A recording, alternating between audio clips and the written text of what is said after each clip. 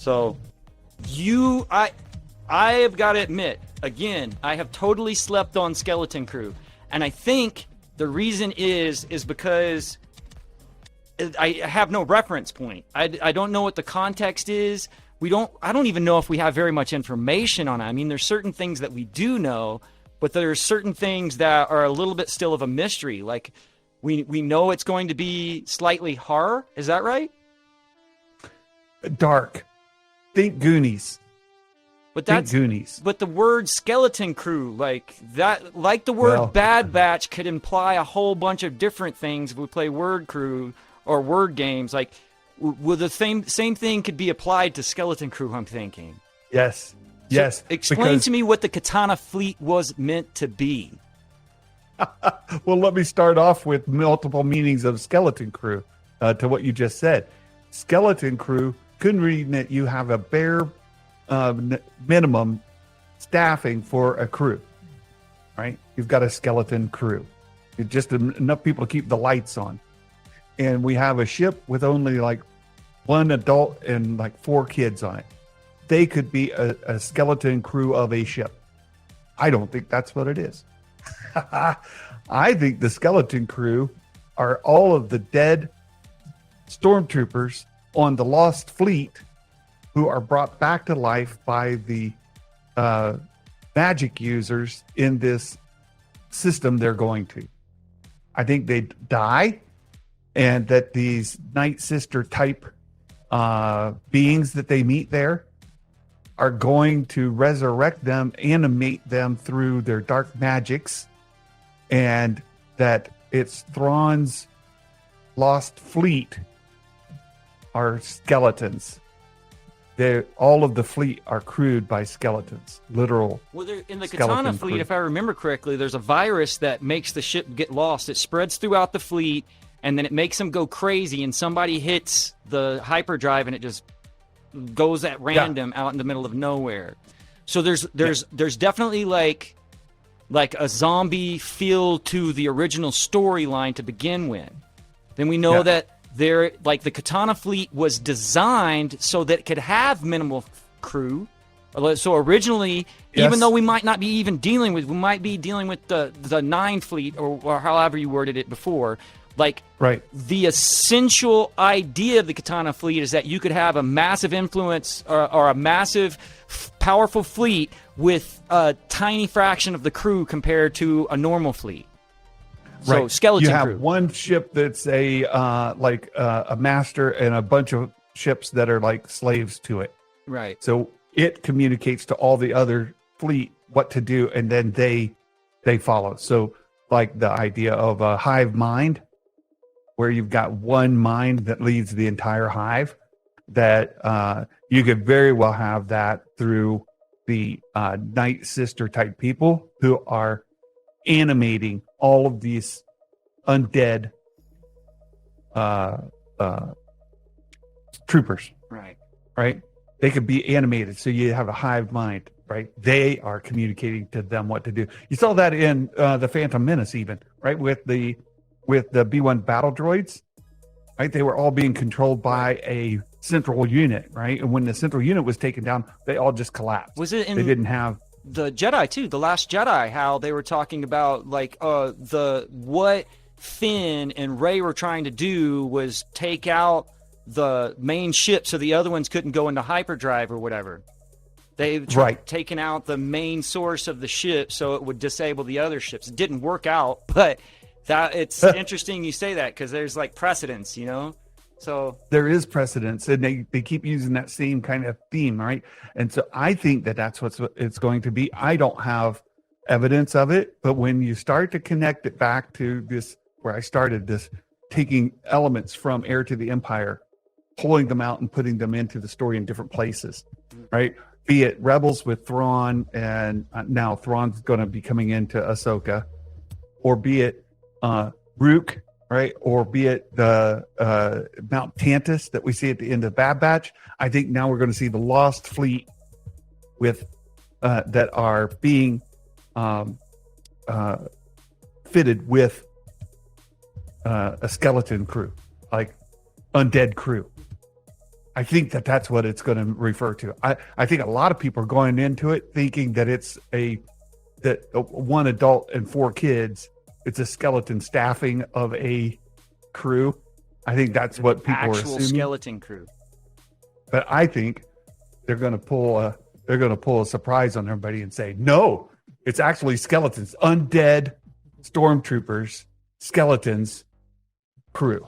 So I watched a Star Wars Meg episode where she was talking about there's actual precedent for the zombie troopers, and I think a comic book series that featured Han and Chewie stepping onto a totally devastated ship that was crawling with zombie stormtroopers. So yes, even it has nothing to do with the story, it still is something that they might pull from.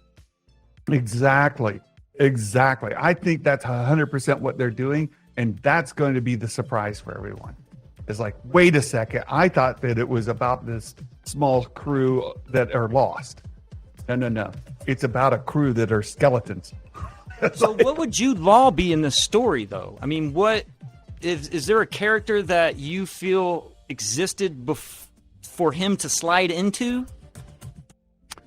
No, well, the closest that I think it would be Talon Card, right? Talon Card in the Heir to the Empire series was a bit of a Han Solo type, right? So he's out there, swashbuckling and all of that, right? He's a good-looking guy, and he's. Oh. This meeting has ended. We lost. What should we do? Should we start another meeting? Just start another meeting. We'll go to standby real quick, and we'll be right back with you guys. I'll just keep you a little company until we can get everything moving along. Again, I want to thank Star Wars Santa for being such a good supporter. Everybody who's in the chat room, who's come back, so you're going to have to move that over to Facebook and send it to you, and then I'll hop on the phone and send it to Santa again. Everybody who has joined with us today and has contributed in the chat room and has just been overall big fans of Meta Egg up until this point. Here we go. We're getting you taken care of, Santa. We're getting you good, Santa. Boom. See if we can get him back on for us real quick now. We're doubling up. Then I guess we'll just say bye and wrap it up. You guys see this beard? I know it's been a while, but I'm thinking about becoming a Santa myself. What do you think? I've been inspired by our good friend, and said since the name Star Wars Santa's already taken, we'll just say I'm Meta Claus. Santa! Well, regardless, guys, I think that we're going to have to call it a day here pretty soon if we can't get him back very shortly.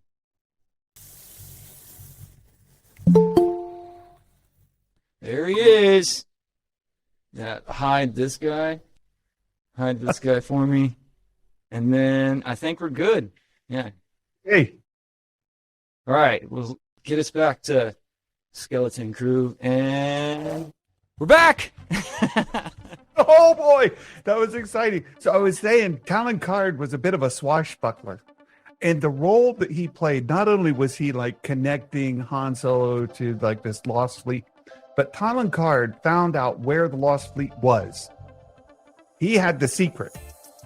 And there was a race for Han Solo to get the Talon Card and get this information before Talon Card was arrested by Thrawn to get the location of the lost fleet. And then it becomes this race to get to the lost fleet. I think that Jude Law's character is going to find out where the lost fleet is. Do you think that we'll ever see like Solo in a Disney Plus, like some version of Han Solo in it? Because we could, right? He's alive and well, just like, face changed Luke is. It could be. Could be. I don't think that, I mean, it absolutely could. We could see, and we even know that Lucasfilm owns the de-aged Harrison Ford for Indy 5. He is in Indy 5. He's in the trailer, the de-aged, right? He's there.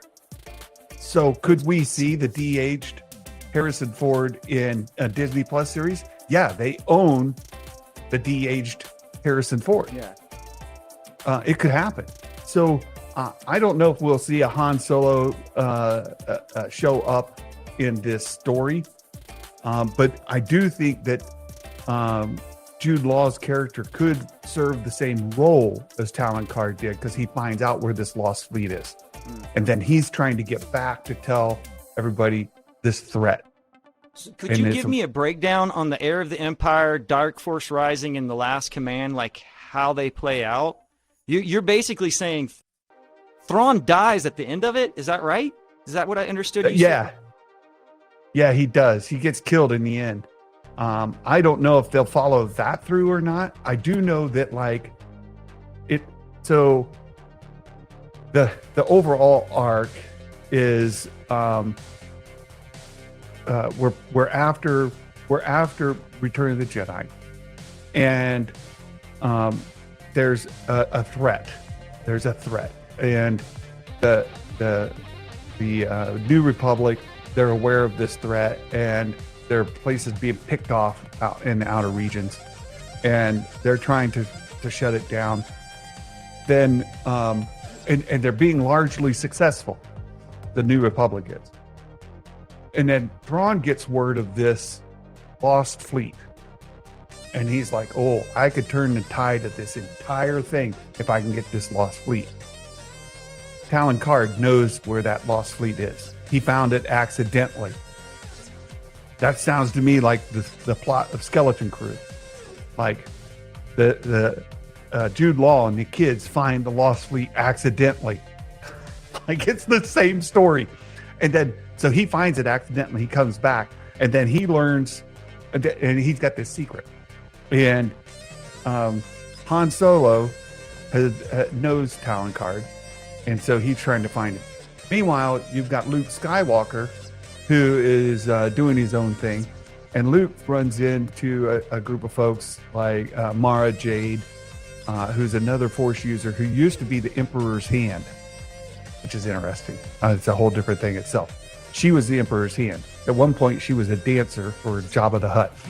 But she ends up working for the Emperor, and yeah, so she ends up there, and she ends up with Talon Karrde, and they're on this planet where there's Yislamiri, whatever, the lizards that block the Force. She's there, and Luke finds her, and so the storylines start to cross. Leia ends up going out on a thing. She's being hunted by assassins.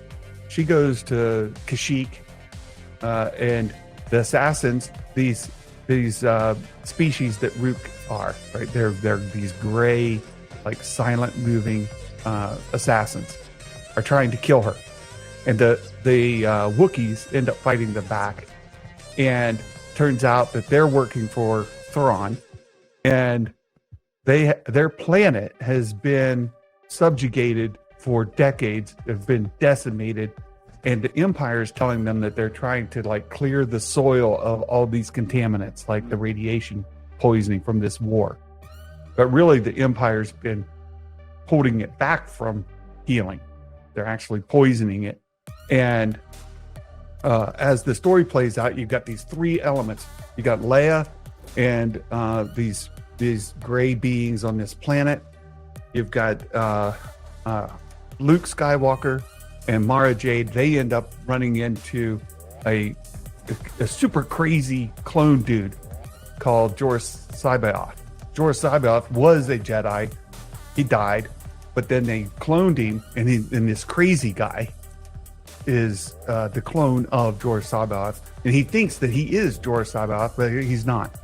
Right? He's all messed up in his brain. He ends up going to Mount Tantus and taking Luke and Mara Jade there. Meanwhile, Han Solo ends up going back to Mount Tantus because he becomes aware of Leia, a tie-in, and like everybody meets there. The other side of the story, we have Thrawn headed out to get this lost fleet, and they're chasing him to try to get out there. Talon Card and them are chasing to get there first, and then Thrawn gets there. He brings the lost fleet back, and he starts destroying planets.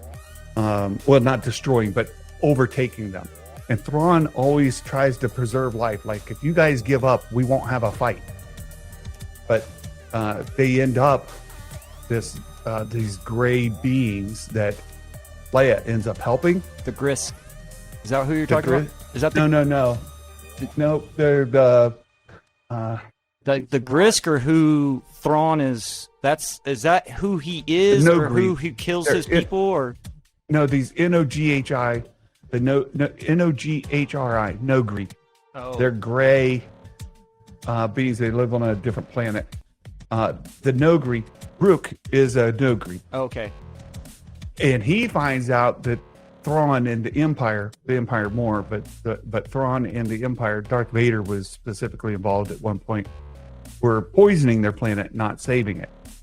And so that changes Rook, and Rook ends up assassinating Thrawn at the end. And that's what keeps Thrawn from overtaking the entire Empire. And so that ends that. Luke and Han and them are successful in destroying Mount Tantus. That removes that risk. And that's how the series basically ends, like the good guys win. Okay, so we're going to wrap up. We've already been going up for over an hour. I just want to make sure that there's anything that you would like to add. Are there any speculations that maybe I didn't bring up that you would want to hit on? Or is there some crazy, insane theory that you're a little bit skeptical to say on your channel? Because here at Meta Egg, it's okay to get egg on your face. Well, I've kind of stepped into it. I think that the skeleton crew is the crew of the Lost Fleet, and that's the Thrawn's there. Whether that we call that the Katana Fleet or the Ninth Fleet or some combination of both, that's what I think that is. I think that the skeleton crew are going to tie in with the story of finding that fleet. Ahsoka's going to get there, and this is going to happen concurrently. The skeleton crew is going to the same place where Ahsoka is. Ahsoka's going to find Ezra and all of that. But the crazy part of it is thinking that at the end of Bad Batch, we're going to see the Mount Tantus come down, in the Ahsoka series, we're going to see them come back with the Ninth Fleet to attack the New Republic. So I think they're going to bring the major story beats from Heir to the Empire through all three of these series: Bad Batch, Ahsoka, and Skeleton Crew. All right. Well, I would like to thank you so much for coming by and setting some stuff straight for us today. Like, I'm good at analyzing, but there's so much more that you know that I don't know, and it helps me map out what's possible. So we sure do appreciate it. There's some things that I know for sure. Let me drop one more thing that I know for sure. And this is a complete, like, nobody knows, like, this hasn't been shared publicly. We will see Mon Mothma in the Ahsoka series. Oh. 100%. And what that would ties mean? in. Well, that ties into the New Republic pulling back their forces. At the end of Return of the Jedi, what we see in the books are that the New Republic starts amping down their military, right? They're decommissioning the military. They're demilitarizing. And we're going to see Mon Mothma, and I think we're going to see where she's demilitarizing, that's going to set the threat. So right now, they think, well, Emperor's dead. All of that's gone. We're rebuilding the New Republic in peace. There's no major threat. We got these little dust ups here and there, but they're going to find out, holy crap, we've got this lost fleet led by Thrawn who are coming, and we have no defense. Ooh. I'm excited. And again, I want to thank you. I want to thank everybody in the chat room, everybody who is a subscriber. If you're not, please subscribe. Also, I'd like to tell you a few show notes.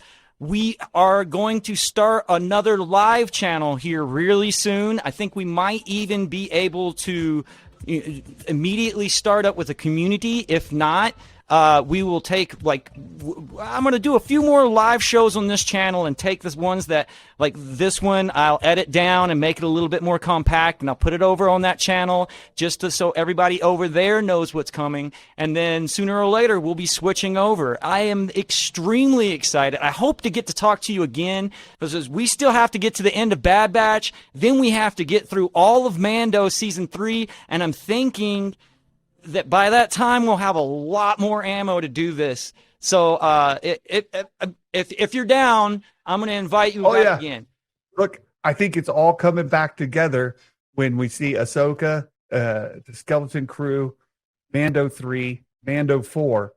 We're going to see the Lost Fleet coming, and they're going to have to call on everybody to come push them back. So that's where you're going to see the Mandalorians called. We're going to see like a full-on war kind of happen with Thrawn and the Lost Fleet returning back with their skeleton crew to attack the New Republic. That's what I think is going to happen. I'm hoping. I don't know if you heard me either, but I'm trying to compete with you on the beard. Dude, I was going to say something about your beard. It is epic. Looks great. I'm thinking of becoming a Santa. We can make that happen. Yeah. I'm going to be Meta Santa, Meta Claus. we could turn that thing white. It's getting there. It's got a couple of streaks, but we're going to be like dropping little meta bombs in everybody's stocking. There is a process by which you could turn any hair white. I'm scared. I feel like there's a punchline. No, it involves some pretty harsh chemicals. Oh no! It burns. You didn't do that. I thought yours was naturally white. You didn't do anything to yours. Mine is. That's mine you. Is naturally white. That's all but Santa. I know plenty of Santas who their beard looks like yours 9 months of the year, and then they go and they have the chemical treatment that turns it white. There are lots of them. That's dedication, bro. The vast majority of Santas have to do that. Vast majority. I mean, I thought a lot of them just use the little ones that have like the eyeglasses thing that fit over your ears and give you like this, a lot of the natural one. Bearded Santas that look like me during the season. The rest of the year they look like you. All right. Well, everyone, thank you so much. I'm going to ask Aaron to move us over into our standby. We're going to turn up the music a little bit and then give a short little outro. Thanks again, Santa. We love you, bud. Thanks so much. Thanks again for everybody. Don't forget to subscribe and hit the bell for notifications later. We'll have more news and more live streams coming to you very shortly. And don't forget, I have and always have been every voice you've heard in your cell block.